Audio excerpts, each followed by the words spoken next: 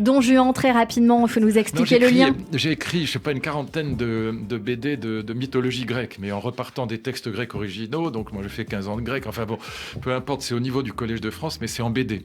Tu fais donc, aussi de la BD. Oui, parce que je dessine pas, mais j'ai des dessinateurs absolument géniaux, puis des maîtres d'œuvre géniaux. Enfin bon, j'ai beaucoup de chance chez Glénat. Et je continue en faisant les grands mythes de l'amour, parce que j'ai écrit 3 ou 4 livres sur l'histoire de l'amour, et c'est absolument passionnant. Et donc j'ai choisi pour l'instant Don Juan, évidemment.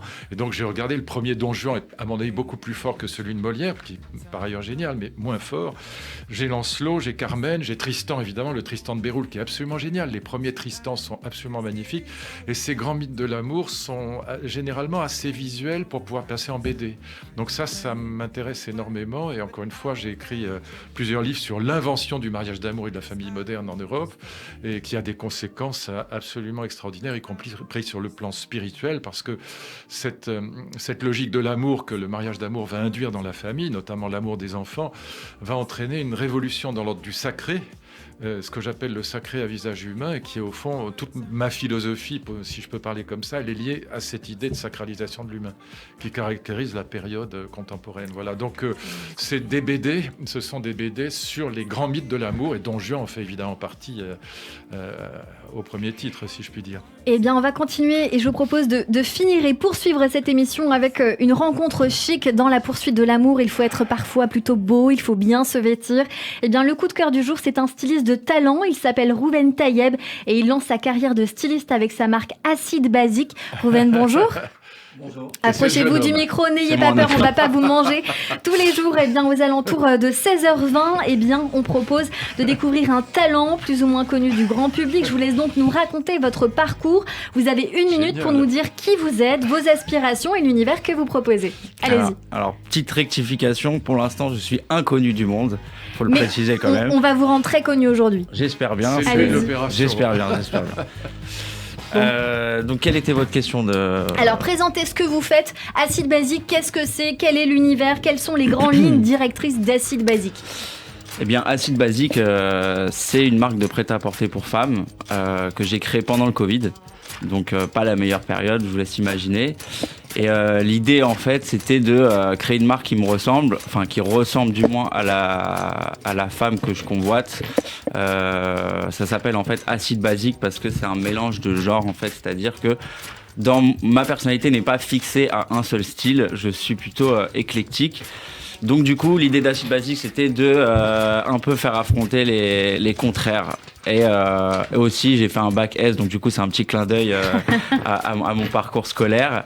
Et c'est bien ça en plus, ouais. C'est vraiment bien, c'est difficile ça. Ouais c'est vrai ça. Et je pense que je suis un des rares à avoir fait ce cursus là scientifique puis finir dans la mode, bon pourquoi pas. En tout cas ça me sert beaucoup à ma réflexion. Et donc voilà, donc j'ai créé cette marque parce que je trouvais pas ce qui vous plaisait. Voilà, entre autres. Et alors comment vous définissez le style? Moi j'appelle ça du urban chic, c'est-à-dire que pour moi la femme se doit d'être toujours élégante, mais le contexte social a fait que aujourd'hui elle s'habille d'une manière entre guillemets ce que j'appellerais garçonne, ce qui est normal pour beaucoup de points. Ouais. Et donc voilà, moi j'appelle ça de l'urban chic, c'est-à-dire je féminise le masculin et je masculinise le féminin entre autres. Les valeurs de votre marque, vous dites, sont à l'image de la femme que vous dites moderne, battante, forte, libre, puissante, fière de ce qu'elle est et pour qui le temps de la femme qui reste à la maison à attendre est révolu. C'est une véritable boss woman. J'adore ce terme boss woman. Vous l'avez très bien trouvé. Alors le style, comme vous l'avez dit, il est un peu garçonne, mais pas trop.